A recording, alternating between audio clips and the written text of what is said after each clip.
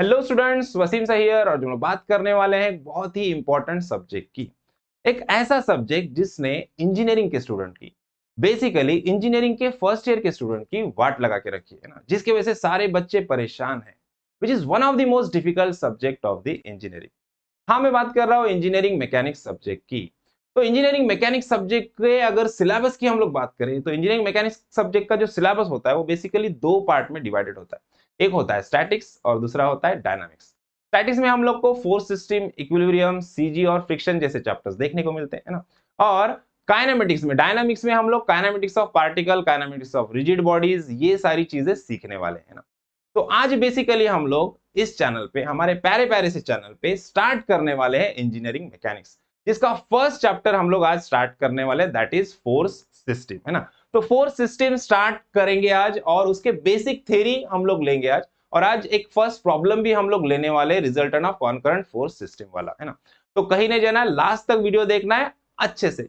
तो force system का basic theory आज हम लोग कवर करेंगे और एक प्रॉब्लम भी हम लोग आज सॉल्व करेंगे जो कि होगा रिजल्टेंट ऑफ कॉनकरेंट फोर्स सिस्टम पे बेस्ड। ओके। तो सब में पहले फोर्स सिस्टम की जब भी बात हो रही है तो सब में पहले हम लोग को ये पता होना चाहिए what is mean by force, है ना। अभी स्कूल सेक्शन तक हम लोगों ने सीखा है फोर्स का डेफिनेशन, जो हम लोग को पता है, दैट इज पुश और पुल which produces some effect on the bodies, है ना। मतलब क्या होता है, फोर्स क्या होता है, एक पुश होता है या पुल होता है जिसके वजह से बॉडी पे कुछ इफेक्ट प्रोड्यूस होता है। लेकिन इंजीनियरिंग मैकेनिक्स में हम लोग को इसका एक कंप्लीट डेफिनेशन मिलता है ना। तो कैसे डिफाइन किया जाता है फोर्स को? It is an external agency. Force क्या होता है? एक एक्सटर्नल एजेंसी है which changes or tends to change the position of a body from rest to motion or a body in motion to rest। तो force क्या है? Force एक external agency है जो क्या करता है, जो चेंज करता है और टेंड्स टू चेंज, मतलब ट्राई टू चेंज, किसी भी ऑब्जेक्ट का पोजीशन चेंज करता है या चेंज करने की कोशिश करता है। मतलब फॉर एग्जांपल, अगर हम लोगों ने क्या किया, फुटबॉल रखा हुआ है, फुटबॉल को हम लोगों ने किक मारा, तो क्या होगा, फुटबॉल स्टार्टिंग में रेस्ट में था, रखा हुआ था, है ना। उसको हम लोगों ने किक किया तो वो मोशन में आ गया, वो आगे बढ़ने लगा, है ना। तो फुटबॉल की पोजीशन को हम लोगों ने क्या किया, चेंज किया बाय अप्लाइंग द फोर्स। अगर सेम फोर्स से हम लोग क्या करते हैं, एक वॉल पे, एक दीवार के ऊपर अगर हम लोग किक मारते हैं तो क्या वॉल मूव होगा? नहीं होगा। देखो, लेकिन दोनों कंडीशन में भी फोर्स अप्लाई होता है। फर्स्ट कंडीशन में फुटबॉल पे हम लोगों ने किक किया, फोर्स अप्लाई किया, उसका पोजीशन चेंज हुआ, है ना। और सेकंड कंडीशन में वॉल पे हम लोगों ने फोर्स अप्लाई किया, उसका पोजीशन चेंज नहीं हुआ, क्योंकि उसका पोजीशन चेंज करने के लिए जो अमाउंट ऑफ फोर्स रिक्वायर्ड है उतना फोर्स हमारे किक से प्रोड्यूस होने वाला नहीं है। अगर जेसीबी लाके हम लोग वॉल को पुश करेंगे तो वॉल गिर जाएगा, वॉल डिस्प्लेस होगा, है ना। तो फर्स्ट कंडीशन में जब फुटबॉल पे हम लोगों ने फोर्स लगाया तो फुटबॉल मूव हुआ, मतलब क्या हुआ, हम लोगों ने एक्सटर्नल एजेंसी जिसने पोजीशन क्या किया, ऑब्जेक्ट का चेंज किया। और सेकंड कंडीशन में जब हम लोगों ने वॉल पे फोर्स लगाया तब वॉल का पोजीशन चेंज नहीं हुआ, वहां पे हम लोगों ने क्या किया, tends to change, try to change the position of the object किया, मतलब पोजीशन ऑब्जेक्ट की चेंज करने का ट्राई किया। तो दोनों कंडीशन में भी फोर्स अप्लाई होता है। फर्स्ट एग्जांपल में जब फुटबॉल पे फोर्स लगाया गया, फुटबॉल एक जगह से दूसरी जगह पे गया, मतलब फुटबॉल का डिस्प्लेसमेंट हुआ, मतलब वहां पे वर्क डन हुआ। लेकिन सेकंड कंडीशन में जब हम लोगों ने वॉल पे फोर्स अप्लाई किया तो वॉल डिस्प्लेस नहीं हुआ, मतलब वहां पे वर्क डन नहीं हुआ, लेकिन फोर्स दोनों कंडीशन में अप्लाई हुआ। तो समझ में आया फोर्स मतलब क्या होता है? फोर्स एक एक्सटर्नल एजेंसी है जो चेंज करता है या टेंड्स टू चेंज, मतलब ट्राई टू चेंज करता है, क्या करने का, किसी भी ऑब्जेक्ट का या बॉडी का पोजीशन चेंज करने का। अगर बॉडी रेस्ट में है तो उसको मोशन में लाएगा, या कोई बॉडी मोशन में है तो उसको रेस्ट में लेके आएगा, है ना। जैसे कि फुटबॉल है, फुटबॉल रेस्ट में था, उसको किक किया, फुटबॉल आगे बढ़ गया, है ना। अगर हम लोग क्रिकेट खेल रहे हैं, क्रिकेटर ने, बैट्समैन ने क्या किया, बॉल मारा, तो हम लोग क्या करते, फील्डिंग करते, मतलब बॉल को रुकाते या फिर कैच पकड़ते। तो दोनों भी कंडीशन में हमारे हाथ के ऊपर क्या होता है, फोर्स अप्लाई होता है ना। बॉल जितना ऊपर से आएगा कैच करने के लिए उतना ज्यादा हाथ पे मार लगता है ना, तो मतलब हाथ के ऊपर भी फोर्स अप्लाई होता है। तो कोई ऑब्जेक्ट मोशन में है, उसको स्टॉप करना है तब भी फोर्स अप्लाई करना पड़ता है। अगर कोई ऑब्जेक्ट रेस्ट में है, उसको मोशन में लाना है तब भी फोर्स अप्लाई करना होता है। अब हर कंडीशन में ही पोजीशन चेंज होगा ऐसा जरूरी नहीं है। हम लोग पोजीशन चेंज करने की कोशिश कर भी सकते हैं तब भी फोर्स अप्लाई होता है। अगर पोजीशन चेंज हुआ तो वर्क डन हुआ, पोजीशन चेंज नहीं हुआ तो वर्क डन नहीं हुआ। आई होप आपको समझ में आएगा फोर्स क्या होता है। अब हमारे चैप्टर का जो नाम है वो है फोर्स सिस्टम। अब फोर्स सिस्टम क्या होता है? अगर एक से ज्यादा फोर्सेस रहेंगे तो उसको हम लोग क्या बोलते हैं, फोर्स सिस्टम बोलते हैं। अगर सपोज मान लो किसी ऑब्जेक्ट के ऊपर एक सिंगल फोर्स एक्ट हो रहा है, तो वो सिंगल फोर्स हो गया। अगर एक से ज्यादा फोर्सेस है, 2 4 5 6 कितने भी अनलिमिटेड फोर्सेस है, एक से ज्यादा फोर्सेस अगर किसी ऑब्जेक्ट पे अप्लाई हो रहे, तो उसको हम लोग क्या बोलते हैं, फोर्स सिस्टम बोलते हैं। अभी जो फोर्स सिस्टम होता है इसका क्लासिफिकेशन है जो हम लोग को अच्छे से समझ में अभी जो फोर्स सिस्टम होता है उसका क्लासिफिकेशन होता है जो हम लोग यहाँ पे अच्छे से समझेंगे। देखो, फोर्स सिस्टम जो होता है बेसिकली दो कैटेगरी में डिवाइड किया जाता है। एक होता है कोप्लानर फोर्सेस और दूसरा होता है नॉन कोप्लानर फोर्सेस। अभी कोप्लानर फोर्सेस किसको बोलते हैं और नॉन कोप्लानर फोर्सेस किसको बोलते हैं, ये समझने से पहले अपने को एक चीज अच्छे से क्लियर होनी चाहिए, दैट इज प्लेन। अभी प्लेन किसको बोलते हैं, प्लेन मतलब उड़ने वाला प्लेन नहीं, ये ज्योमेट्रिकल प्लेन की बात कर रहे हैं हम लोग, है ना। मतलब जो भी हमारे डायग्राम्स होते हैं वो दो कैटेगरी में डिवाइड होते हैं ना, ज्योमेट्रिकल जो फिगर्स होते हैं दो कैटेगरी में डिवाइड होते हैं, एक तो सॉलिड और दूसरा होता है प्लेन्स। अब सॉलिड और प्लेन्स अगर नहीं समझ में आता है तो उसको और इजी कर सकते हैं हम लोग 2D और 3D डायग्राम, है ना। अब 2D डायग्राम किसको बोलते हैं, मतलब 2 डायमेंशनल डायग्राम, और 3D डायग्राम मतलब 3 डायमेंशनल डायग्राम। अब इसमें डिफरेंस क्या होता है, देखो 2 डायमेंशनल डायग्राम जो होते हैं उनको थिकनेस नहीं होता है, उनका जो डायमेंशन होता है वो अलोंग एक्स एक्सिस और वाई एक्सिस होता है सिर्फ। और जो 3 डायमेंशन ऑब्जेक्ट होते हैं उनका डायमेंशन अलोंग एक्स एक्सिस भी होता है, वाई एक्सिस भी होता है और जेड एक्सिस भी होता है। या फिर सिंपल लैंग्वेज में समझ लो कि जो भी हमारे 3D ऑब्जेक्ट होते हैं उनको थिकनेस होता है, जिसको थिकनेस नहीं होता है वो होता है 2 डायमेंशन ऑब्जेक्ट। अगर एग्जांपल लेंगे तो 2 डायमेंशन ऑब्जेक्ट में अपना स्क्वायर हो गया, रेक्टेंगल हो गया, ट्रायंगल हो गया, ये सारे 2 डायमेंशनल ऑब्जेक्ट है। इसका प्रैक्टिकल एग्जांपल हमारे पास नहीं है क्योंकि हम लोग जो जीते हैं, हम लोग 3 डायमेंशनल वर्ल्ड में रहते हैं, तो हमारे आसपास जितनी भी सारी चीजें है वो 3D है, सॉलिड चीजें है, हर एक चीज को थिकनेस है। तो 2 डायमेंशन ऑब्जेक्ट का प्रैक्टिकल एग्जांपल हम लोग को यहाँ पे नहीं मिलने वाला, ठीक है। अभी 2 डायमेंशन ऑब्जेक्ट कौन से होते हैं यहाँ पे हम लोग थोड़ा सा उसको समझ सकते हैं। तो यहाँ पे हम लोग देखेंगे तो ये जो ऑब्जेक्ट होते हैं ये 2 डायमेंशन ऑब्जेक्ट है, सारे के सारे सर्कल हो गया, एलिप्स हो गया, ट्रायंगल, रेक्टेंगल, ये सारे 2 डायमेंशन ऑब्जेक्ट है। इसमें से किसी को भी थिकनेस नहीं होता है, ठीक है। अगर 3 डायमेंशन ऑब्जेक्ट की बात करेंगे हम लोग तो स्फीयर हो गया, हेमिस्फीयर हो गया, सिलेंडर, कोन, है ना, क्यूब हो गया, प्रिज्म, पिरामिड्स, ये सारे क्या है हमारे, ये सारे 3 डायमेंशन ऑब्जेक्ट होते हैं जिसमें थिकनेस भी होता है, लेंथ होता है, विड्थ होता है, प्लस थिकनेस भी होता है, जेड एक्सिस वाला डायमेंशन जिसमें होता है। तो जो भी ये 2 डायमेंशनल ऑब्जेक्ट होते हैं इसको हम लोग बोलते हैं प्लेन्स, है ना। और जो 3 डायमेंशन ऑब्जेक्ट होते हैं ये क्या होते हैं, नंबर ऑफ प्लेन से मिला करके 3 डायमेंशन ऑब्जेक्ट बनता है। तो अभी यहाँ पे अगर हम लोग देखेंगे तो एक 3 डायमेंशन ऑब्जेक्ट हमारे पास है जो कि हमारा क्यूब है, बराबर। अब इस क्यूब कैसे बना है, ये क्यूब बना है 6 सरफेसेस को मिला के, है ना। यहाँ पे 4 साइड्स है, एक टॉप है और बॉटम है ना। तो अब ये जो 4 साइड्स, टॉप और बॉटम है, ये सारे क्या है, ये प्लेन्स है ना। अब ये 6 प्लेन्स को मिला के एक सॉलिड बना है, 3 डायमेंशन ऑब्जेक्ट बना हुआ है ना। अब कोप्लानर फोर्स सिस्टम किसको बोलते हैं, ध्यान से देखो इधर, कोप्लानर सिस्टम किसको बोलते हैं, कोप्लानर फोर्सेस ऑफ सिस्टम उसको बोलते हैं जहां पे अगर सपोज मान लो अभी ये एक प्लेन है, अपना फ्रंट प्लेन है, अगर सारे फोर्सेस सिस्टम में जितने भी सारे फोर्सेस हैं वो सिर्फ एक प्लेन पे ही एक्ट हो रहे, सिर्फ इसी प्लेन पे एक्ट हो रहे, यहाँ पे फ्रंट वाला जो प्लेन है हमारा, इसी प्लेन पे सारे फोर्सेस एक्ट हो रहे हैं, तो ऐसे फोर्स सिस्टम को हम लोग बोलेंगे कोप्लानर फोर्स सिस्टम, है ना। सिर्फ यहाँ पे एक्ट हो रहे या फिर सिर्फ इस प्लेन पे एक्ट हो रहे या फिर सिर्फ इस प्लेन पे एक्ट हो रहे, सारे फोर्सेस जितने भी सिस्टम में फोर्सेस है, सारे फोर्सेस अगर एक सिंगल प्लेन पे एक्ट होते हैं तो उसको बोलते हैं हम लोग कोप्लानर फोर्स सिस्टम। लेकिन अगर फोर्सेस मोर देन 1 प्लेन पे एक्ट हो रहे, किसी सॉलिड ऑब्जेक्ट में अगर फोर्सेस मोर देन 1 प्लेन पे एक्ट होते हैं, सपोज मान लो जैसे कि एक फोर्स हमारा इस वाले प्लेन पे एक्ट हो रहा है ना, तो सपोज मान लो एक हमारा फोर्स इस वाले प्लेन पे एक्ट हो रहा है, एक फोर्स इस वाले प्लेन पे एक्ट हो रहा है ना। मतलब अभी जो फोर्सेस है वो मोर देन 1 प्लेन पे एक्ट हो रहे हैं ना, इस वाले प्लेन पे भी, इस वाले प्लेन पे भी, इस वाले प्लेन पे भी, है ना। अब एक से ज्यादा प्लेन पे अगर फोर्सेस एक्ट हो रहे हैं तो उसको हम लोग क्या बोलते हैं, नॉन कोप्लानर फोर्स सिस्टम बोलते हैं। मतलब एक से ज्यादा प्लेन पे एक्ट होने वाले फोर्सेस सिस्टम को क्या बोलते हैं हम लोग, नॉन कोप्लानर फोर्स सिस्टम बोलते हैं। अगर सारे के सारे फोर्सेस सिर्फ एक ही प्लेन पे एक्ट हो रहे तो कोप्लानर फोर्स सिस्टम। ओके, समझ में आया डिफरेंस। अभी जो हमारा फर्दर क्लासिफिकेशन है, तो फर्दर क्लासिफिकेशन में हम लोग यहाँ पे देखेंगे, इसके बाद हम लोग को जो कोप्लानर फोर्स सिस्टम है और नॉन कोप्लानर फोर्स सिस्टम है, इसका जो क्लासिफिकेशन है नियर अबाउट सेम है। सिर्फ चेंज क्या आएगा इसमें, अगर एक प्लेन पे एक्ट हो रहे तो कोप्लानर, एक से ज्यादा प्लेन पे एक्ट हो रहे तो नॉन कोप्लानर, है ना। तो अब देखो यहाँ पे कोप्लानर फोर्स सिस्टम में पहला वाला फोर्स सिस्टम देखने मिलेगा अपने को कोलिनियर फोर्स सिस्टम। कोलिनियर मतलब एक लाइन में जाने वाले फोर्सेस। अगर सारे के सारे फोर्सेस एक लाइन में चल रहे हैं ना, स्ट्रेट हॉरिजॉन्टल लाइन में या स्ट्रेट वर्टिकल लाइन में चल रहे हैं, तो उसको क्या बोलेंगे हम लोग? कोप्लानर फोर्स सिस्टम बोलेंगे, है ना।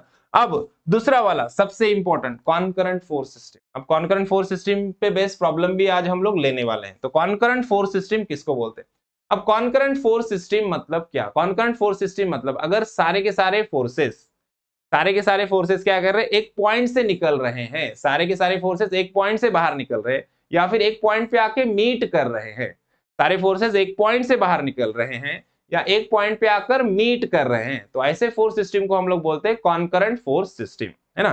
तो कॉन्करेंट फोर्स सिस्टम क्या होता है हमारा? देखो, कॉन्करेंट फोर्स सिस्टम मतलब अगर सारे फोर्सेस सिस्टम में जितने भी फोर्सेस है वो सारे के सारे फोर्सेस एक पॉइंट से बाहर निकल रहे हैं, ऐसे एक पॉइंट से सारे फोर्सेस बाहर की तरफ निकल रहे हैं, या फिर सारे फोर्सेस एक पॉइंट पे आके मीट कर रहे हैं। इसका उल्टा भी हो सकता है, सारे फोर्सेस एक पॉइंट पे आके मीट कर रहे हैं, सारे फोर्सेस एक ही पॉइंट पे आके मीट कर रहे हैं, लाइक दिस, है ना। सारे फोर्सेस एक पॉइंट पे आके मीट कर रहे हैं, तो दोनों भी क्या है? Concurrent force system. या फिर ऐसे भी हो सकता है, कॉम्बिनेशन हो सकता है, ए कुछ फोर्सेस बाहर की तरफ जा रहे हैं और कुछ फोर्सेस अंदर की तरफ आ रहे हैं। अब जो फोर्स पॉइंट से बाहर की तरफ जाता है उसको हम लोग क्या बोलते हैं? Away from the point. अभी क्वेश्चन में आएगा, क्वेश्चन में ऐसा वर्ड आएगा कि forces acting away from the point. Away from the point बोला है तो क्या बताना है? डायरेक्शन बाहर की तरफ बताना है, ऐसे पॉइंट से बाहर की तरफ। अगर बोला है टुवर्ड्स द पॉइंट, बोला है टुवर्ड्स द पॉइंट, बोला है मतलब पॉइंट की तरफ। प्रॉब्लम में कुछ ऐसा स्टेटमेंट आएगा तो अपने को आइडेंटिफाई करना है। टुवर्ड्स द पॉइंट बोला है मतलब डायरेक्शन अंदर की तरफ बताना है, ऐसे, है ना। अवे फ्रॉम द पॉइंट बोला तो डायरेक्शन बाहर की तरफ बताना है, ऐसे, है ना। तो ये सारा का सारा जो फोर्स सिस्टम है ये क्या है? हमारा कॉन्करेंट फोर्स सिस्टम है। सारे फोर्सेस एक पॉइंट से बाहर निकलेंगे या सारे फोर्सेस एक पॉइंट पे आके मीट करेंगे, कॉन्करेंट फोर्स सिस्टम, है ना।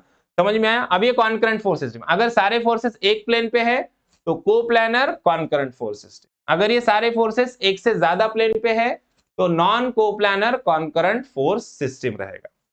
समझ में आया? अभी इसके बाद नेक्स्ट जो क्लासिफिकेशन है हमारा, देखो, कॉन्करेंट के बाद पैरेलल फोर्स सिस्टम। पैरेलल क्या होता है? अगर सपोज मान लो दो फोर्सेस का लाइन ऑफ एक्शन कैसा है? पैरेलल है ना। तो दो फोर्सेस है जिनके लाइंस एक दूसरे को पैरेलल है, मे बी वर्टिकल है, मे बी हॉरिजॉन्टल है, मे बी इंक्लाइंड है, तो इसको क्या बोलेंगे हम लोग? पैरेलल फोर्स सिस्टम बोलेंगे। अभी जो पैरेलल फोर्स सिस्टम होता है, देखो पैरेलल फोर्स सिस्टम होता है, देखो यहाँ पे जैसे ये दो फोर्सेस है, अभी दोनों की लाइन, इसको बोलते हैं, जो लाइन होती है ना इसको लाइन ऑफ एक्शन बोलते हैं, और ये एरोहेड होता है, बराबर। अभी ये जो दो फोर्स की लाइन अगर एक दूसरे को पैरेलल है तो इसको क्या बोलेंगे हम लोग? पैरेलल फोर्स सिस्टम बोलेंगे। अभी ये लाइन ऐसे इंक्लाइन भी हो सकती है ना, हॉरिजॉन्टली होना जरूरी है क्या? नहीं। तो अगर दो फोर्सेस की लाइन एक दूसरे को पैरेलल है तो that is called parallel force system. अभी पैरेलल फोर्स सिस्टम में भी दो टाइप होते हैं, लाइक पैरेलल और अनलाइक पैरेलल। अब लाइक पैरेलल किसको बोलते हैं? जैसे कि ये दोनों केसेस में देखो दोनों फोर्सेस का डायरेक्शन एक ही तरफ है तो इसको बोलेंगे लाइक पैरेलल फोर्स सिस्टम। अगर डायरेक्शन अपोजिट रहेगा, एक फोर्स ऊपर जा रहा है और एक फोर्स नीचे आ रहा है, तो इसको क्या बोलेंगे हम लोग? अनलाइक पैरेलल फोर्स सिस्टम बोलेंगे। एक फोर्स ऊपर एक फोर्स नीचे। और अच्छा, सेकंड थिंग कि अगर दो ही फोर्सेस रहेंगे तो पैरेलल फोर्स सिस्टम रहेगा, ऐसा है क्या? नहीं, दो से ज्यादा भी हो सकते, तीन हो सकते, चार हो सकते, कितने भी हो सकते हैं ना। सपोज मान लो ऐसे चार फोर्सेस है और चारों की लाइन एक दूसरे को पैरेलल है, तो ये भी क्या फॉर्म करेगा? पैरेलल फोर्स सिस्टम फॉर्म करेगा। पैरेलल फोर्स सिस्टम मतलब सिर्फ दो ही फोर्स होना है ऐसा जरूरी नहीं है। अगर डायरेक्शन सारे फोर्सेस का एक ही डायरेक्शन में है, सारे फोर्सेस का डायरेक्शन सेम है तो लाइक पैरेलल, अगर फोर्सेस का डायरेक्शन अलग अलग है तो अनलाइक पैरेलल फोर्स सिस्टम रहेगा। ओके, समझ में आया? उसके बाद नेक्स्ट जो चीज है हमारी वो है नॉन कॉन्करेंट फोर्स सिस्टम। जो चीज है हमारी वो है हमारी नॉन कॉन्करेंट फोर्स सिस्टम। देखो, अब नॉन कॉन्करेंट फोर्स सिस्टम क्या होता है? नॉन कॉन्करेंट नॉन पैरेलल बोलेंगे, पैरेलल भी हो सकता है उसमें। अब नॉन कॉन्करेंट फोर्स सिस्टम क्या होता है? कॉन्करेंट समझ में आया हम लोग को, सारे फोर्सेस एक पॉइंट से निकलेंगे या सारे फोर्सेस एक पॉइंट पे आके मीट करेंगे, तो कॉन्करेंट फोर्स सिस्टम। अगर ऐसा नहीं है तो नॉन कॉन्करेंट, सिंपल, है ना। मतलब जो सारे फोर्सेस रहेंगे सिस्टम में जितने भी सारे फोर्सेस रहेंगे वो एक तो एक पॉइंट पे आके ना एक पॉइंट से निकलेंगे ना एक पॉइंट पे आके मीट करेंगे। जैसे मान लो यहाँ पे एक फोर्स इधर आ रहा है, एक फोर्स इधर जा रहा है, एक फोर्स अपवर्ड है, एक फोर्स ऐसे इधर बाहर की तरफ आ रहा है, एक फोर्स इधर जा रहा है। अब ये सारे फोर्सेस इस सिस्टम में जितने भी फोर्सेस, सारे फोर्सेस, इनमें से कोई फोर्स एक पॉइंट से निकल रहा है क्या? नहीं। कोई फोर्स एक पॉइंट पे जाके मीट कर रहा है क्या? नहीं। तो ये क्या फॉर्म करेगा? ये फॉर्म करेगा नॉन कॉन्करेंट फोर्स सिस्टम। ये होता है नॉन कॉन्करेंट फोर्स। तो हम लोग को कॉन्करेंट फोर्स सिस्टम के ऊपर प्रॉब्लम आएंगे और नॉन कॉन्करेंट फोर्स सिस्टम के ऊपर प्रॉब्लम आएंगे, है ना। ये दो टाइप के प्रॉब्लम हम लोग को सॉल्व करना है इस वाले चैप्टर में, है ना। तो क्लासिफिकेशन समझ में आया, ये कॉन्करेंट फोर्स सिस्टम, ये पैरेलल फोर्स सिस्टम, ये नॉन कॉन्करेंट। और कोलिनियर में क्या होता है? सारे फोर्सेस एक लाइन में जा रहे हैं, सारे फोर्सेस एक लाइन में जा रहे हैं। तो ये क्या होता है हमारा? Collinear force system. या हॉरिजॉन्टल लाइन हो सकती है, वर्टिकल हो सकती है, कैसे भी हो सकती है, या फिर ऐसे भी हो सकता है, एक फोर्स ऊपर जा रहा है, एक फोर्स नीचे आ रहा है, लेकिन लाइन में है। दोनों अगर एक लाइन में है तो कोलिनियर फोर्स सिस्टम फॉर्म करेगा। समझ में आया क्लासिफिकेशन ऑफ फोर्स सिस्टम। अब अगर ये सारे फोर्सेस एक प्लेन में हैं तो कोप्लानर कॉन्करेंट फोर्स सिस्टम। अगर एक प्लेन से ज्यादा प्लेन में है तो non coplanar concurrent force system. Similarly ये वाला भी, अगर ये सारे फोर्सेस एक प्लेन में हैं तो coplanar non concurrent force system form करेगा। अगर ये सारे फोर्सेस एक से ज्यादा प्लेन में हैं तो non coplanar non concurrent force system form करेगा। ठीक है, क्लासिफिकेशन क्लियर है। अब क्लासिफिकेशन क्लियर है तो हम लोग आगे बढ़ सकते हैं, सेकेंड चीज पे जा सकते हैं हम लोग। देखो क्लासिफिकेशन के बाद दो तीन पॉइंट्स हैं जो हम लोग लेंगे, उसके बाद डायरेक्टली प्रॉब्लम पे जाएंगे। प्रॉब्लम इंपॉर्टेंट है, मैकेनिक्स में मैक्सिमम 80 से 90% पेपर में प्रॉब्लम ही देखने मिलेगा आपको, 10 to 15% सिर्फ थ्योरी आएगा। ठीक है, तो इसके लिए प्रॉब्लम इंपॉर्टेंट है। तो थ्योरी सिर्फ हम लोग समझ लेंगे ताकि आपको प्रॉब्लम अच्छे समझ में आए। तो सबसे इंपॉर्टेंट चीज है रिजल्टेंट ऑफ अ फोर्स। अब रिजल्टेंट ऑफ अ फोर्स क्या होता है? रिजल्टेंट किसको बोलते हैं? रिजल्टेंट फोर्स मतलब किसी भी फोर्स सिस्टम का एक ऐसा सिंगल फोर्स जो क्या कर रहा है? सारे फोर्स सिस्टम को रिप्लेस कर रहा है ना। पहले डेफिनेशन समझ लेते हैं। देखो डेफिनेशन में क्या बोला? It is a single force which produces the same effect as number of forces acting on a body, है ना। मतलब किसी भी ऑब्जेक्ट के ऊपर जो नंबर ऑफ फोर्सेस एक्ट हो रहे हैं और फोर्स एक्ट होने की वजह से उस बॉडी पे जो भी इफेक्ट प्रोड्यूस हो रहा है उतना इफेक्ट प्रोड्यूस करने वाला एक सिंगल फोर्स, उसको क्या बोलते हैं? Resultant of that force system. और प्रॉब्लम में हम लोग को रिजल्टेंट ही फाइंड आउट करना होता है फोर्स सिस्टम का, है ना। अब इसको हम लोग इजीली समझ सकते हैं एग्जांपल से। अब मान लो साउथ के जो मूवीज होते हैं या फिर अपनी बॉलीवुड मूवीज भी ले लो, है ना। तो मूवीज में क्या होता है? जो हीरो होता है हमारा, वो हीरो क्या करता है? अकेला ही 10 लोग को मारता है ना। लेकिन प्रैक्टिकल सिचुएशन में, प्रैक्टिकल कंडीशन में अगर किसी एक पर्सन को हम लोग को मारना है तो एक सिंगल पर्सन एक पर्सन को मार सकता है, ज्यादा ज्यादा 2 पर्सन को मार सकता है। लेकिन 10 लोग को एक पर्सन मार सकता है क्या? या फाइट कर सकता है उनके साथ? नहीं कर सकता, है ना। लेकिन 10 लोग मिलके 10 लोगों को जितना मारेंगे उतना ही मारता है हमारा अकेला हीरो, है ना। तो हमारा जो हीरो है वो क्या है? That is the resultant of that 10 people, है ना। या फिर मान लो 10 लोगों का काम करने वाला एक अकेला बंदा है ना। तो वो अकेला बंदा क्या है? वो 10 लोगों का क्या है? रिजल्टेंट है। तो रिजल्टेंट क्या होता है? रिजल्टेंट फोर्स मतलब एक ऐसा सिंगल फोर्स जो क्या कर रहा है? नंबर ऑफ फोर्सेस मिला के किसी बॉडी के ऊपर जो इफेक्ट प्रोड्यूस कर रहे हैं उतना ही इफेक्ट प्रोड्यूस करने वाला एक single force, that is the resultant of that force system. समझ में आया रिजल्टेंट क्या होता है? अब रिजल्टेंट के बाद और एक कंसेप्ट है इक्विलिब्रेंट। इक्विलिब्रेंट क्या होता है? कभी कभी प्रॉब्लम में पूछेगा फाइंड द इक्विलिब्रेंट, तो बच्चे परेशान हो जाते हैं, यार तो हम लोगों ने तो पूरा साल भर सीखा रिजल्टेंट रिजल्टेंट रिजल्टेंट और ये इक्विलिब्रेंट निकालने के लिए बोला। इक्विलिब्रेंट क्या होता है? इक्विलिब्रेंट और रिजल्टेंट सेम है। अगर प्रॉब्लम में बोला है इक्विलिब्रेंट निकालो तो सेम रिजल्टेंट निकाल देना है बस और बोलना ये इक्विलिब्रेंट। अब रिजल्टेंट और इक्विलिब्रेंट में क्या डिफरेंस होता है? इक्विलिब्रेंट क्या करता है? इक्विलिब्रेंट फोर्सेस को बैलेंस करता है। मतलब अभी समझो, डिफरेंस समझो। रिजल्टेंट क्या बताया मैंने? किसी भी ऑब्जेक्ट के ऊपर जो नंबर ऑफ फोर्सेस एक्ट हो रहे हैं और उस फोर्सेस के वजह से उस ऑब्जेक्ट के ऊपर जो इफेक्ट प्रोड्यूस होगा उतना इफेक्ट प्रोड्यूस करने वाला एक सिंगल फोर्स, बराबर। अब इक्विलिब्रेंट क्या होता है? अब किसी भी ऑब्जेक्ट के ऊपर जो नंबर ऑफ फोर्सेस एक्ट हो रहे हैं उन सारे फोर्सेस को बैलेंस करने वाला एक सिंगल फोर्स, उसको क्या बोलते हैं हम लोग? इक्विलिब्रेंट बोलते हैं, है ना। मतलब मान लो उधर से 10 लोग, है ना, टग ऑफ वॉर खेलते हैं ना हम लोग, रस्सी खींचते हैं, है ना। तो अभी मान लो 10 लोग मिलके रस्सी खींच रहे उस साइड में, है ना, अपोजिट साइड में, और उसके अपोजिट में खड़ा है एक ही बंदा सिंगल, और वो क्या कर रहा है? वो 10 लोगों के फोर्सेस को क्या कर रहा है? बैलेंस कर रहा है। वो अकेला इधर खड़ा है, वो 10 लोग उधर खींच रहे हैं लेकिन ये अकेला इधर खींच रहा है ना। और रस्सी ना इधर हिल रही ना उधर हिल रही, एक ही पोजिशन पे। मतलब क्या कर रहा है? ये जो अकेला पर्सन है वो 10 लोगों को क्या कर रहा है? बैलेंस कर रहा है ना। मतलब ये जो सिंगल पर्सन है ये क्या हो गया? उनका इक्विलिब्रेंट हो गया, है ना। मतलब नंबर ऑफ फोर्सेस जो ऑब्जेक्ट पे एक्ट हो रहे उस नंबर ऑफ फोर्सेस को बैलेंस करने वाला एक सिंगल फोर्स, समझ में आया, वो होता है इक्विलिब्रियंट। इक्विलिब्रियंट का मैग्नीट्यूड और रिजल्टेंट का मैग्नीट्यूड सेम होता है। नहीं भी समझ में आया तो इतना याद रखो, जब भी प्रॉब्लम बोलेगा रिजल्टेंट निकालो तो भी रिजल्टेंट का ही प्रोसीजर करना है, और जब भी प्रॉब्लम बोलेगा इक्विलिब्रियंट निकालो तब भी रिजल्टेंट का ही प्रोसेस करना है, रिजल्टेंट ही निकालना है, बस लिखना है इक्विलिब्रियंट। ओके, तो अब इक्विलिब्रियंट समझ में आया। अब resolution and composition of forces, ये 2 पॉइंट है, ये 2 पॉइंट क्लियर करते हैं, उसके बाद प्रॉब्लम पे बढ़ते हैं। तो अब रिजोल्यूशन ऑफ फोर्स क्या होता है? रिजोल्यूशन ऑफ फोर्स मतलब क्या? फोर्स को रिजोल्व करना। रिजोल्व करना मतलब क्या करना? डिवाइड करना, सिंपल है ना। अब एक सिंगल फोर्स है मान लो। अब रिजोल्यूशन ऑफ फोर्सेस का डेफिनेशन पहले पढ़ लेते, क्या होता है? The process of breaking a force into number of component which are equivalent to the given force. मतलब मान लो एक बड़ा सा फोर्स है, मान लो 1000 किलो न्यूटन का फोर्स अप्लाई करना है किसी ऑब्जेक्ट पे, है ना। और 1000 किलो न्यूटन का फोर्स अप्लाई करने के लिए जितने जो मशीन चाहिए या फिर जितना फोर्स चाहिए वो अपने पास अवेलेबल नहीं है। तो हम लोगों ने क्या किया? 1000 किलोन्यूटन का फोर्स अप्लाई नहीं किया, हम लोगों ने 100 किलोन्यूटन का फोर्स अप्लाई किया, और 100 किलोन्यूटन का फोर्स 10 टाइम्स अप्लाई किया, 100 100 100 ऐसा 10 टाइम्स अप्लाई किया। तो टोटल कितना फोर्स अप्लाई हुआ? 1000 किलोन्यूटन का ही फोर्स अप्लाई हुआ। लेकिन 1000 किलोन्यूटन को हम लोगों ने क्या किया? डिवाइड कर दिया, स्प्लिट कर दिया, ठीक है ना। 100 किलोन्यूटन में स्प्लिट कर दिया, 10 फोर्सेस में स्प्लिट कर दिया, और 10 टाइम्स अप्लाई किया उस ऑब्जेक्ट के ऊपर। तो ऑब्जेक्ट के ऊपर टोटल फोर्स कितना अप्लाई हुआ?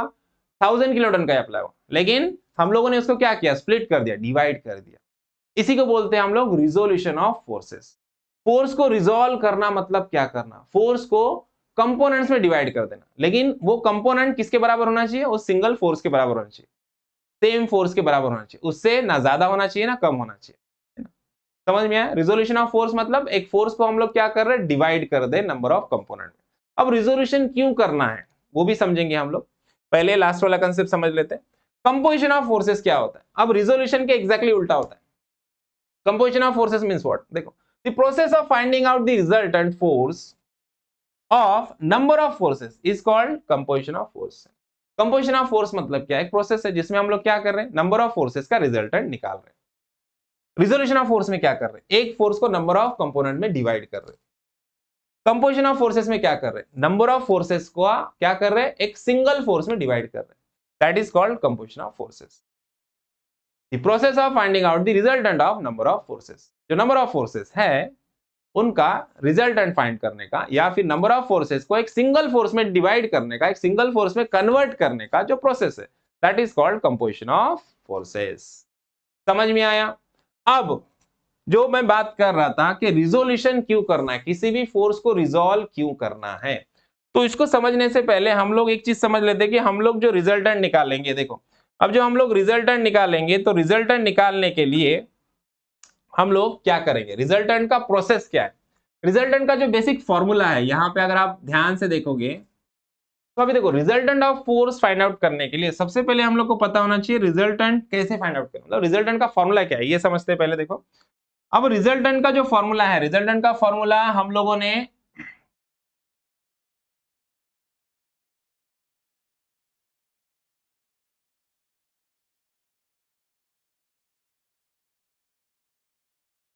अब देखो, फोर्सेस को रिजोल्व क्यों करना है, रिजोल्यूशन ऑफ फोर्सेस क्यों करना है, इसको समझने के लिए सब में पहले समझो कि रिजल्टेंट का फॉर्मूला क्या होता है। देखो, रिजल्टेंट का फॉर्मूला होता है R इज इक्वल टू, देखो R और रिजल्टेंट इज इक्वल टू क्या होता है formula? Under root summation of F of x square plus summation of F of y square, है ना। ये है हमारा रिजल्टेंट का फॉर्मूला। अब रिजल्टेंट निकालने के लिए, रिजल्टेंट निकालने के लिए हम लोग क्या करेंगे? रिजल्टेंट निकालने के लिए सब में पहले हम लोग को summation of F of X निकालना है, और उसके बाद summation of F of Y निकालना है। अब summation of F of X क्या होता है? मतलब सिस्टम में जितने भी सारे हॉरिजॉन्टल फोर्सेस है उनको ऐड करना है। ऐड ऐसे करना है कि जो राइट साइड में जाएंगे उनको पॉजिटिव लेना है, जो लेफ्ट साइड में जाएंगे उनको नेगेटिव लेना है, और सिंपल उनका एडिशन करना है। और summation of F of Y क्या होता है? सिस्टम में जितने भी सारे वर्टिकल फोर्सेस है उनको हम लोग को ऐड करना है। ऐड ऐसे करना है कि जो अपवर्ड फोर्सेस है उनको पॉजिटिव लेना है, और जो नीचे जाने वाले फोर्सेस को नेगेटिव लेना है, और सिंपल एडिशन करना है। ओके, तो अब रिजल्टेंट निकालने के लिए जो सिस्टम में जितने भी सारे फोर्सेस रहेंगे हमारे, वो फोर्सेस हम लोग को कैसे चाहिए? एक तो हॉरिजॉन्टल चाहिए या वर्टिकल चाहिए, क्योंकि समेशन ऑफ एक्स में कोई इंक्लाइन फोर्स आएगा क्या? नहीं आएगा। समेशन एफ ऑफ वाई में कोई इंक्लाइन फोर्स आएगा क्या? नहीं। अपने को सिर्फ फोर्सेस हॉरिजॉन्टल या वर्टिकल ही चाहिए। और प्रॉब्लम में हम लोग को जो फोर्सेस दिए होते हैं वो ऐसे इंक्लाइंड होते हैं। तो इंक्लाइन फोर्स को हम लोग को क्या करना होता है, हॉरिजॉन्टल और वर्टिकल कंपोनेंट में रिजॉल्व करना होता है। इसके लिए रिजोल्यूशन ऑफ फोर्सेस इंपॉर्टेंट है, फोर्सेस को रिजॉल्व करना इंपॉर्टेंट है। सपोज मान लो सिस्टम में हम लोग को दिया है एक इंक्लाइन फोर्स, ऐसे ऐसे एक इंक्लाइन फोर्स दिया है और इसका एंगल है यहां से थीटा। ओके, तो अब इस फोर्स को हम लोग को दो कंपोनेंट में रिजॉल्व करना है, क्योंकि हम लोग को रिजल्टेंट निकालना है, मतलब एफ एक्स चाहिए, एफ ऑफ वाई चाहिए। मतलब फोर्स एक तो वर्टिकल चाहिए या हॉरिजॉन्टल चाहिए। इस इंक्लाइन फोर्स की हम लोग को जरूरत नहीं है, तो इसको रिजॉल्व कर दो। कैसे रिजॉल्व करेंगे, इसके दो कंपोनेंट होंगे। देखो, जहां से एंगल पता है ये वाला कंपोनेंट होगा कॉज वाला, है ना, इसको एफ एक्स बोलेंगे हम लोग, ये हॉरिजॉन्टल कंपोनेंट होगा। इसका फॉर्मूला क्या होता है हमारा, एफ कॉज ऑफ थीटा, है ना। और जो वर्टिकल कंपोनेंट रहेगा हमारा, वर्टिकल कंपोनेंट रहेगा हमारा F Y, that is F sine theta, है ना। अब रिजॉल्व करते समय और एक चीज हम लोग को ध्यान रखनी है कि एंगल हम लोग को कहां से पता है। अगर मान लो एंगल हम लोग को पता है, एंगल हम लोग को पता है कहां से, वर्टिकल से, तो वर्टिकल वाला कंपोनेंट कर दो कॉज वाला और हॉरिजॉन्टल वाला कंपोनेंट कर दो साइन वाला। जैसे कि मान लो यहाँ पे देखो, एग्जांपल देके बता दो तुम लोग को, ये हमारा फोर्स है और इस फोर्स का जो एंगल है हम लोग को यहां से पता है वर्टिकल से। तो अब क्या करना है आपको, ये जो हमारा वर्टिकल कंपोनेंट रहेगा, ऊपर वाला जो वर्टिकल कंपोनेंट रहेगा, इसको कर दो कॉस वाला कंपोनेंट, एफ कॉस थीटा, है ना। और जो हमारा हॉरिजॉन्टल वाला कंपोनेंट रहेगा, इसको कर दो साइन वाला कंपोनेंट, एफ साइन थीटा, है ना। जहां से एंगल पता है वो वाला रहेगा कॉस कंपोनेंट, और जहां से एंगल नहीं पता है वो वाला रहेगा साइन कंपोनेंट। बस इतना ध्यान रखना है। ओके, यहां तक क्लियर है, यहां तक समझ में आया, मतलब अब हम लोग प्रॉब्लम के लिए प्रिपेयर्ड हैं। तो अब हम लोग स्टार्ट करने वाले हैं फर्स्ट प्रॉब्लम हमारे फोर्स सिस्टम के, that is problem based on resultant of concurrent force system, जो कि जनरली फर्स्ट प्रॉब्लम में आते हैं एग्जामिनेशन में, नियर अबाउट 5 मार्क्स के लिए पूछा जाता है प्रॉब्लम, है ना। तो चलो फर्स्ट प्रॉब्लम हम लोग लेने वाले हैं, जो कि resultant of concurrent force system के ऊपर बेस्ड होने वाला है ना। तो जो फर्स्ट प्रॉब्लम है हमारा, उसकी तरफ बढ़ते हैं। देखो, जो फर्स्ट प्रॉब्लम है का डायग्राम हम लोग को यहाँ पे क्वेश्चन में गिवन है, यूनिवर्सिटी के एग्जामिनेशन में पूछा हुआ प्रॉब्लम है 2022 में। ओके, प्रॉब्लम का स्टेटमेंट एकदम सिंपल सा है, क्या बोला है, find the resultant of the concurrent force system as shown in figure. और डायग्राम हम लोग को यहाँ पे दी हुई है, यहाँ पे कॉन्करेंट फोर्स सिस्टम हम लोग को दिया हुआ है। कितने फोर्सेस है देख लो पहले, 1 2 3 और 4 फोर्सेस हैं। और जब भी रिजल्टेंट हम लोग को फाइंड आउट करना है, तो पहला स्टेप, जब भी प्रॉब्लम आया ऐसे, तो सब में पहले क्या करना है, सब में पहले एज इट इज डायग्राम बना दो, अच्छी डायग्राम बनाना है। उसके बाद देखो नेक्स्ट क्या देखना है अपने को जितने भी फोर्सेस चाहिए सिस्टम में, वो कैसे चाहिए, हॉरिजॉन्टल या वर्टिकल चाहिए, इंक्लाइन फोर्स नहीं चाहिए। तो सब में पहले देख लो सिस्टम में हॉरिजॉन्टल या वर्टिकल फोर्स कोई है। देखो ये वर्टिकल फोर्स है, इसको रहने दो, है ना। ये हॉरिजॉन्टल फोर्स है, इसको भी रहने दो। ये दो फोर्स को अपने को कुछ नहीं करना है। उसके बाद यहाँ पे देखो, यहाँ पे एक इंक्लाइन फोर्स हम लोग को दिख रहा है, ये 50 न्यूटन का फोर्स इंक्लाइन है। इंक्लाइन फोर्स हम लोग को नहीं चाहिए, तो हम लोग क्या करेंगे, हम लोग यहाँ पे इसको दो कंपोनेंट में रिजॉल्व करेंगे। अब कंपोनेंट में रिजॉल्व करते समय क्या ध्यान रखना है, सब में पहले फोर्स का डायरेक्शन देखो, फोर्स का डायरेक्शन बाहर की तरफ है, तो जो दो कंपोनेंट बनेंगे हमारे, इन दो कंपोनेंट का डायरेक्शन भी कैसा रहेगा, बाहर की तरफ रहेगा, आउटवर्ड रहेगा। फोर्स का डायरेक्शन बाहर, तो कंपोनेंट का डायरेक्शन भी बाहर, ऐसे, ठीक है। उसके बाद सेकंड चीज क्या देखना है, अभी ये जो फोर्स है हमारा, फोर्स का एंगल हम लोग को, जिस क्वाड्रेंट में फोर्स है उस क्वाड्रेंट में फोर्स का एंगल कहां से पता है हम लोग को। देखो, इस फोर्स का एंगल हम लोग को हॉरिजॉन्टल से पता है, तो हॉरिजॉन्टल वाला कंपोनेंट होगा हमारा कॉस, है ना। तो ये वाला कंपोनेंट क्या आएगा, एफ कॉस थीटा, मतलब एफ कितना है, फोर्स है हमारा 50 का, 50 कॉस ऑफ थीटा, थीटा कितना है 30, है ना। तो एंगल हम लोग को हॉरिजॉन्टल से पता है, इसके लिए हॉरिजॉन्टल वाला component cos F cos theta, that is 50 cos 30। Similarly vertical component क्या बनेगा, फिर वर्टिकल कंपोनेंट साइन वाला बनेगा, एफ साइन थीटा, एफ कितना है हमारा 50 साइन ऑफ 30। सिंपल, रिजॉल्व कर दिया। अब उसके बाद सेकंड फोर्स, ये वाला फोर्स भी इंक्लाइंड है हमारा, इंक्लाइंड फोर्सेस हम लोग को नहीं चाहिए, तो इसको हॉरिजॉन्टल और वर्टिकल कंपोनेंट में रिजॉल्व कर देना है।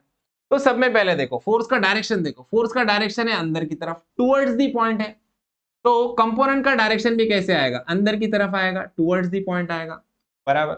डायरेक्शन अंदर की तरफ बता दो पहले, है ना। उसके बाद सेकंड चीज क्या देखना है अपने को, क्या देखना है सेकंड चीज, इसका एंगल देखना है, जिस क्वाड्रेंट में फोर्स है उस क्वाड्रेंट में फोर्स का एंगल कहां से पता है, वर्टिकल या हॉरिजॉन्टल, कहां से पता है, वर्टिकल से पता है। तो वर्टिकल वाला कंपोनेंट क्या होगा, कॉस वाला हो जाएगा।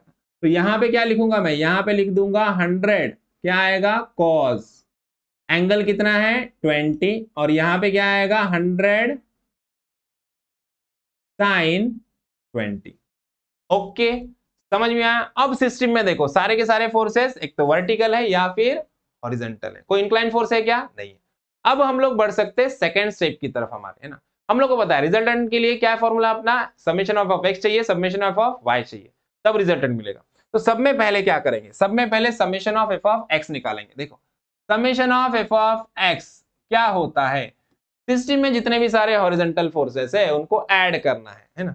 जो फोर्सेस राइट साइड में जाएंगे उनको पॉजिटिव ले लो, और जो फोर्सेस लेफ्ट साइड में जाएंगे उनको नेगेटिव ले लो, और सिंपल एडिशन करना है। देखो तो क्या लिखेंगे यहाँ पे, क्या है कंसीडरेशन हमारा, right word forces positive and left word forces negative, है ना। अब देखो सिस्टम में राइट साइड में जाने वाला हॉरिजॉन्टल फोर्स कौन सा है, देखो देखो देखो, ये वाला फोर्स लेफ्ट में जा रहा है, ये भी लेफ्ट में जा रहा है, ये भी लेफ्ट में जा रहा है, 1 2 3 तीन हॉरिजॉन्टल फोर्सेस है, तीनों लेफ्ट में। राइट में कोई जा रहा है क्या फोर्स, नहीं जा रहा है। तो तीनों के तीनों फोर्स कैसे आएंगे, नेगेटिव आएंगे, लेफ्ट में जा रहे हैं। देखो पहले 70 वाला लिख देते हैं हम लोग, -70।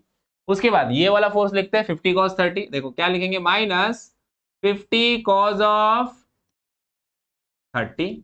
उसके बाद ये वाला फोर्स लिखेंगे 100 sin 20, देखो लिखेंगे यहाँ पे -100 sin ऑफ 20। ओके, तीन फोर्स आ गए, ये वाला फोर्स तो वर्टिकल है, वो f(y) में आएगा, f(x) में नहीं आएगा, है ना। अब क्या करना है, सिंपल सारी वैल्यू अच्छे से कैलसी में पुट करो और कैलकुलेट करो। तो यहां से आपको समेशन ऑफ f(x) का वैल्यू मिल जाएगा -147.5, है ना। अब समेशन ऑफ f(x) मतलब क्या है, ये भी फोर्स है, और फोर्स का ऐसा यूनिट क्या होता है, न्यूटन होता है, हम लोग को पता है। तो यहां पे भी हम लोग क्या लिखेंगे, यहां पे भी हम लोग लिखेंगे न्यूटन, है ना। लेकिन कभी भी याद रखो, जीवन में कभी भी पॉजिटिव रहना है, बी पॉजिटिव, है ना। तो हम लोग को यहाँ पे नेगेटिव आंसर नहीं लिखना है, तो हम लोग क्या लिखेंगे, हम लोग लिखेंगे आंसर को पॉजिटिव में, क्या लिखेंगे, summation of f(x) is equal to क्या लिखेंगे, 147.5 न्यूटन, पॉजिटिव में लिखेंगे।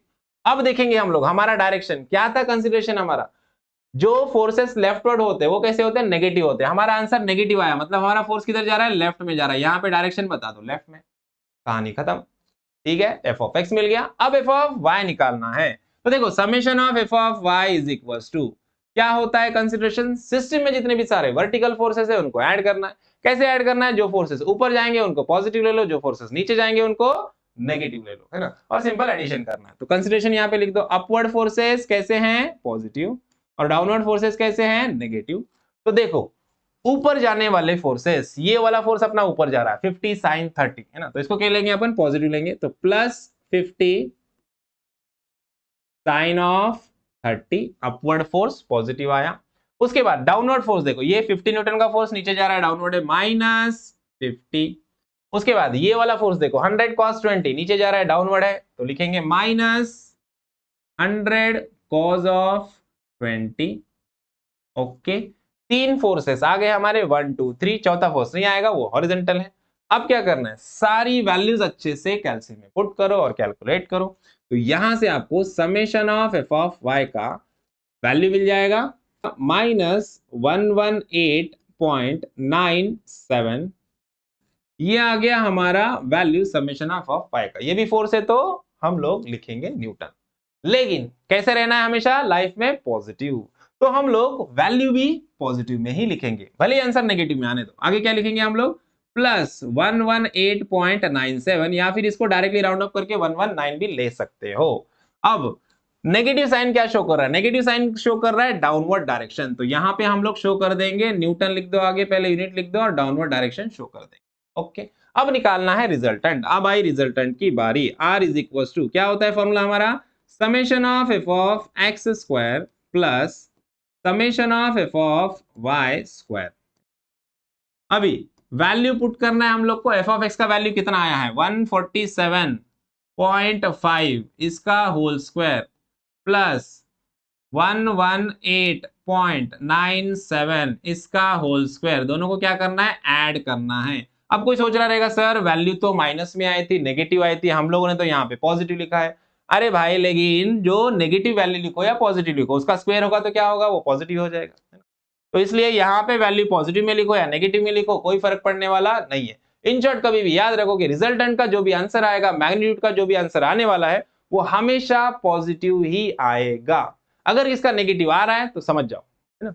तो देखो, तो रिजल्टेंट की वैल्यू पुट कर दिया हम लोग। अब ये सारा वैल्यू अच्छे से कैलकुलेशन में पुट करो और कैलकुलेट करो, तो यहां से आपको रिजल्टेंट का मैग्नीट्यूड का वैल्यू मिल जाएगा 189.5 न्यूटन, है ना? ये मिल गया रिजल्टेंट का मैग्नीट्यूड। अब रिजल्टेंट का मैग्नीट्यूड हम लोग को मिला है, लेकिन प्रॉब्लम यहां पे खत्म नहीं हुआ है। अभी हम लोग को समझना है कि रिजल्टेंट कहां पे है। अब इस फोर्सेस का रिजल्टेंट कहां पे, किस क्वाड्रेंट में है, कितने एंगल पे है, ये सब हम लोग को फाइंड आउट करना है। उसके लिए क्या करना है, सिंपल देखो, F of X, summation of F of X को देखो, समेशन ऑफ एक्स की वैल्यू कैसी है, नेगेटिव, मतलब एक्स नेगेटिव।